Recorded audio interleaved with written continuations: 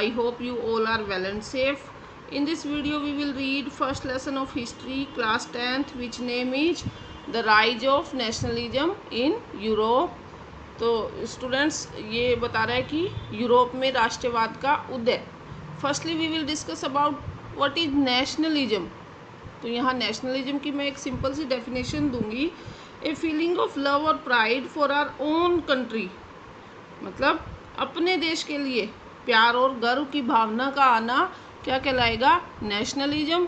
तो ये जो फीलिंग थी यूरोप के लोगों में कैसे आई, वहाँ क्या ऐसी सिचुएशन रही, ये सब अब हम इस लेसन में रीड करेंगे. लेसन की स्टार्टिंग में एक ये पिक्चर दी गई है स्टूडेंट्स, इसको अच्छे से देख लीजिए. अब ये क्या कह रहा है? The dream of world wide democratic and social republics, यानी कि विश्वव्यापी प्रजातांत्रिक और सामाजिक गणराज्यों का एक dream. The pact between nations, राष्ट्रों के बीच में संधि. A print prepared by Frederic Sorrieu, यानी कि ये जो प्रिंट है ये किसके द्वारा बनाया गया? फ्रेडरिक सोरियो के द्वारा बनाया गया, जो कि कौन था? ए फ्रेंच आर्टिस्ट, एक फ्रांस का कलाकार था फ्रेडरिक सोरियो. और ये कब बनाया गया? ये बनाया गया 1848. तो ये स्टूडेंट्स ये इसमें से एक एक नंबर के क्वेश्चन निकल रहे हैं, इनको लर्न कर लेना. Let's start our lesson. In 1848 Frederic Sorrieu, 1848 में Frederic Sorrieu a French artist. Frederic Sorrieu कौन है? एक फ्रेंच आर्टिस्ट है. Prepared a series of 4 prints, जिसने कि 4 प्रिंट्स की क्या बनाई? सीरीज बनाई. Visualising his dream of a world made up of, उसने एक अपने ड्रीम का एक वर्ल्ड बनाया जो कि किस चीज़ का बना था? डेमोक्रेटिक एंड सोशल रिपब्लिक्स, जो कि जनतांत्रिक और सामाजिक गणतंत्रों का बना हुआ था. एज ही कॉल्ड देम, जो उसने बोला है. द फर्स्ट प्रिंट, उसका जो फर्स्ट प्रिंट था वो फिगर .1 था, जो अभी हमने यहाँ डिस्कस किया, ये वाला of the series. Shows the people of Europe and America, जो इसमें शो कर रहे हैं किसको? यूरोप और अमेरिका के लोगों को. Man and women of all edges and social classes, सभी एज के मैन एंड वुमेन और सभी सोशल क्लासेज, मतलब सभी तरह के, अमीर भी और गरीब भी. Marching in a long train, जो कि एक लंबी लाइन में मार्च कर रहे हैं. And offering homage to the Statue of Liberty as they pass by it, और अपनी आज़ादी की प्रतिमा को, वो आज़ादी की प्रतिमा की वंदना कर रहे हैं. तो ये देखिए स्टूडेंट्स, ये देखिए ये यहाँ लंबी लाइन लगी हुई है और यहाँ इनकी ये स्टैचू ऑफ लिबर्टी है, ये इसकी वंदना कर रहे हैं. अब हम आते हैं वापस हमारे लेसन पर. एज यू वुड रिकॉल, जैसा कि तुम्हें याद होगा, artist of the time of the French revolution, French revolution के टाइम के जो आर्टिस्ट थे, French revolution personified liberty as a female figure. तो ये कह रहा है कि स्टूडेंट्स आपको याद होगा कि 9th क्लास में जब हमने फ्रेंच रेवोल्यूशन वाला लेसन जो रीड किया था, उसमें जो लिबर्टी ऑफ फीमेल फिगर दिखाया गया था, कि लिबर्टी को फीमेल फिगर में दिखाया गया. तो स्टूडेंट्स मैं यहाँ थोड़ा बता दूँ आपको कि जैसे हम बोलते हैं कि भारत माता, हम भी हमारे देश के लिए एक फीमेल फिगर का ही हमने भी सिलेक्शन किया है, जिसको हम बोल रहे हैं भारत माता. तो ठीक ऐसे ही यहाँ भी इनकी जो लिबर्टी की जो स्टैचू है वो फीमेल फिगर है. Here you can recognise the torch of alignment, यहाँ तुम पहचान सकते हो ज्ञान की जो टॉर्च है. She bears in one hand, जो उसने अपने एक हाथ में पकड़ रखी है. किसने? स्टैचू ऑफ लिबर्टी ने, जो इस पिक्चर में तुम देख सकते हो यहाँ ये वाला, इसने. And the charter of the rights of man in the other, और दूसरे हाथ में मनुष्य के अधिकारों का घोषणा पत्र. On the earth in the foreground of the image lie the shattered remains of the symbols of absolutist institutions. और धरती पर जो है टुकड़े पड़े हैं, किस चीज़ के टुकड़े पड़े हैं? वो पड़े हैं निरकुश संस्थानों के, टूटे हुए सिंबल्स और उनके रिमेन्स पड़े हैं। तो ये यहाँ दिखाती हूँ मैं। ये देखो स्टूडेंट्स, ये वाले जो टुकड़े पड़े दिख रहे हैं हमें नीचे, ये वाले। तो अब यहाँ एक नया वर्ड हमारा आया है, एब्सोल्यूटिस्ट। तो ये क्या होता है, ये यहाँ आप रीड कर लेना, मैं इसको हिंदी में बता देती हूँ। एब्सोल्यूट से जिसका मीनिंग होता है निरंकुशवाद, कि जिसके ऊपर कोई अंकुश ना हो। ऐसी गवर्नमेंट जिसके ऊपर कोई अंकुश ना हो, किसी भी तरह का कोई कंट्रोल ना हो, वो अपनी ही मनमर्जी करती हो, मोनार्की सिस्टम हो और अपने ही पावर और मिलिट्री के बल पर वो गवर्नमेंट राज कर रही हो, उसे एब्सोल्यूटिस्ट का कहते हैं। ओके, हम आते हैं हमारी नेक्स्ट लाइन पर। इन सोरियोज यूटोपिया। अब यहाँ एक नया वर्ड आया है, यूटोपिया।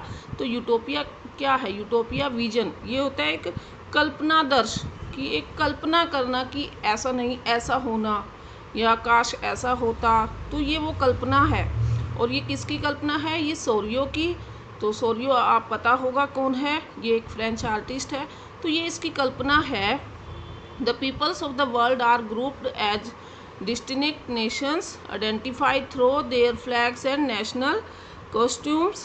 तो उसकी सोरियो की जो कल्पना है वो है कि दुनिया के लोग अलग राष्ट्र के समूहों में बटे हैं, जिनकी पहचान उनके कपड़ों और उनकी राष्ट्रीय पोशाकों से होती है।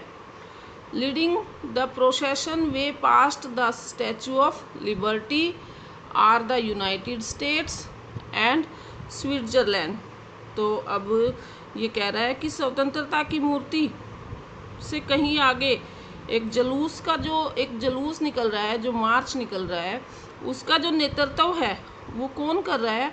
वो कर रहा है यूनाइटेड स्टेट्स और स्विट्जरलैंड। ओके, संयुक्त राज्य अमेरिका और Switzerland, which by this time were already nation state, जो अब तक क्या बन चुके? नेशन स्टेट्स बन चुके हैं। अब यहाँ स्टूडेंट्स एक नया वर्ड आया, नेशन स्टेट्स। ये बुक में नहीं दिया गया, मैं बता देती हूँ नेशन स्टेट क्या होता है। Nation state is the one in which citizen share A sense of common identity like history of that country, culture, language and tradition etcetera. यानी कि नेशन स्टेट वो होता है जहाँ पर सभी लोगों की जो कॉमन सेंस है वो सेम होगी, उनकी आइडेंटिटी सेम होगी, जैसे कि उनकी हिस्ट्री, उस कंट्री की जो हिस्ट्री होगी वो सेम होगी, वहाँ के कल्चर, लैंग्वेज और ट्रेडिशन सेम होंगे, तो वो नेशन स्टेट कहलाता है। तो स्टूडेंट्स अब हम हमारे सेकंड पेज पर आ गए हैं। फ्रांस आइडेंटिफाइएबल बाय द रिवोल्यूशनरी ट्रिकलर, यानी कि फ्रांस जो पहचाना जा सकता है किसके द्वारा? ट्रिकलर के फ्लैग के द्वारा।